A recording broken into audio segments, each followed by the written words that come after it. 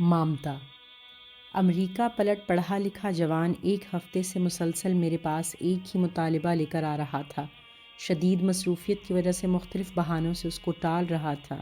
میں جب انکار کرتا تو انتہائی مہذب شائستگی سے واپس چلا جاتا، لیکن اگلے دن پھر عزم و ہمت کا پہاڑ بن کر میرے سامنے آ کھڑا ہوتا۔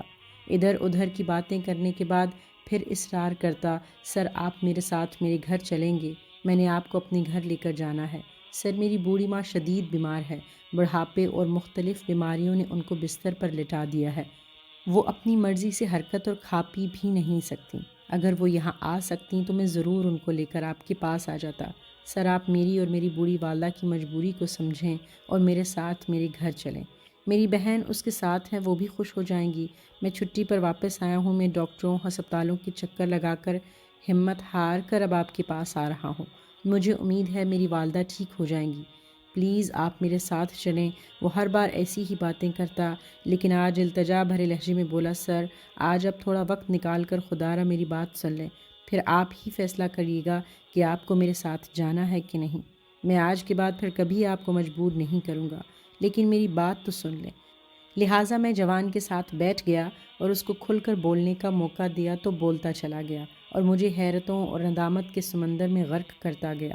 اس نے اپنی بات پوری مکمل نہیں کی تھی کہ میں ندامت بھرے لہجے میں بولا، آپ تھوڑا انتظار کر لو، میں آج ہی آپ کے ساتھ آپ کی جنت والدہ سے ملنے جاؤں گا۔ میرے لیے بہت بڑی سعادت ہوگی آپ کی والدہ سے ملنا، اور میں بہت شرمندہ ہوں اتنے دن آپ کو انتظار اور انکار کی صلیب پر لٹکائے رکھا۔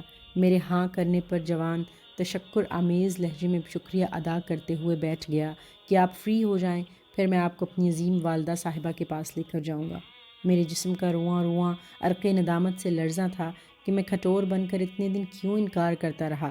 کاش میں پہلے دن ہی اس کی ولیہ ماں سے ملنے چلا جاتا۔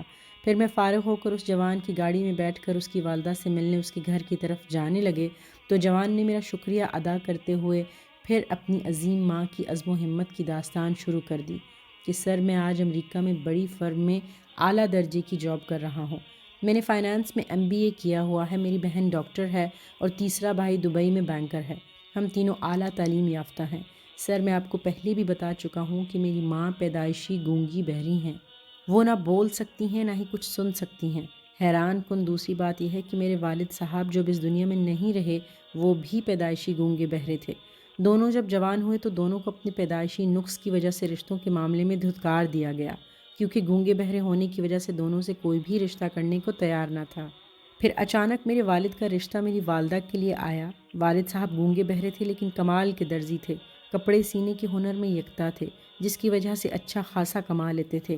کیونکہ میری والدہ بھی گونگی تھیں اس لیے فوری طور پر یہ رشتہ قبول کر لیا گیا۔ اس طرح میرے والدین کی شادی ہو گئی۔ والد صاحب کے پاس سلائی کا ہنر تھا، اس لیے معاشی تنگی سے آزاد خوشگوار ازدواجی زندگی گزارنے لگے۔ خدا نے اس رشتے میں برکت ڈالی تو ہم دو بھائی اور ایک بہن کے آنے سے والدین کا آنگن خوشیوں سے مہکنے لگا۔ ہم جب بڑے ہونے لگے تو والدہ کو بہت زیادہ شوق تھا کہ ہم پڑھ لکھ کر کامیاب انسان بنیں، لہٰذا والدہ نے ہماری پڑھائی اور تربیت پر خاص توجہ دینی شروع کر دی۔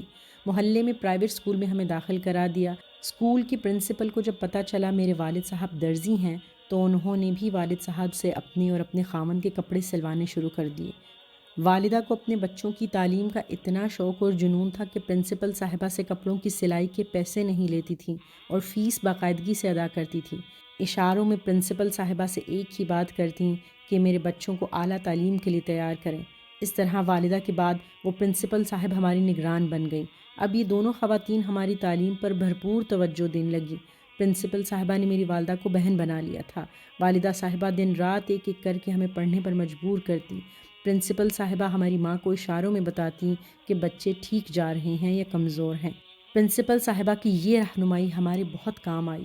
ہماری والدہ نے اپنی زندگی کا مشن بنا رکھا تھا، ساری رات ہمارے سروں پر بیٹھ کر ہمیں پڑھائی پر مجبور کرتی۔ اس طرح ہم تعلیم کی اعلیٰ منازل طے کرتے چلے گئے۔ بہن ڈاکٹر بن گئی، ہم دونوں ملک سے باہر چلے گئے۔ چند سال پہلے والد صاحب انتقال کر گئے۔ پچھلے ماہ والدہ کو فالج کا اٹیک ہوا تو وہ چلنے پھرنے سے معذور ہو گئیں۔ اب وہ بہت آہستگی سے صحت یاب ہو رہی ہیں۔ والدہ بچپن سے داتا صاحب شوق سے جایا کرتی تھیں۔ والد صاحب بھی اولیاء کے ماننے والے تھے۔ اب وہ بار بار ہمیں کہتی ہیں کسی سے مجھے دم کراؤ، تو میں کئی جگہ دم کروا چکا ہوں۔ پھر کسی نے آپ کا بتایا تو آپ سے ملا تو مجھے اچھا لگا، اس لیے آپ کو والدہ کے پاس لایا ہوں۔ پھر ہم اس کے گھر پہنچ گئے جہاں پر گونگی بہری والدہ نے معاشرے کو 3 پڑھے لکھے انسان دیے، جبکہ یہاں پر پڑھی لکھی مائیں معاشرے کو ڈاکو لٹیرے دے رہی ہیں۔ کمرے میں آرام دہ صوفے پر بوڑھی عورت بیٹھی تھی جس کے بالوں میں چاندی سرک آئی تھی۔ مجھے دیکھ کر اس کی آنکھوں کی کندیلیں اور روشن ہو گئیں۔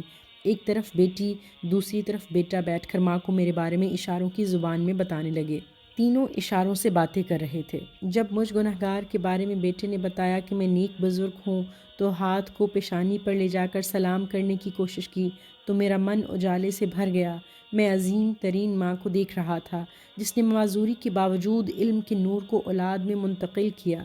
میں ان کے پاس بیٹھا تو اشاروں میں کہہ رہی تھیں کہ مجھے دم کرو، تو میں گنہگار خدا کے کرشموں پر حیران تھا کہ وہ ایک صلاحیت لیتا ہے تو دوسری بہت ساری خوبیاں اجاگر کر دیتا ہے۔ میں نے ماں کے فالج زدہ ہاتھ کا بوسہ لیا اور واپس آ گیا۔ واپسی پر میرا انگ انگ مامتا کی خوشبو سے مہک رہا تھا۔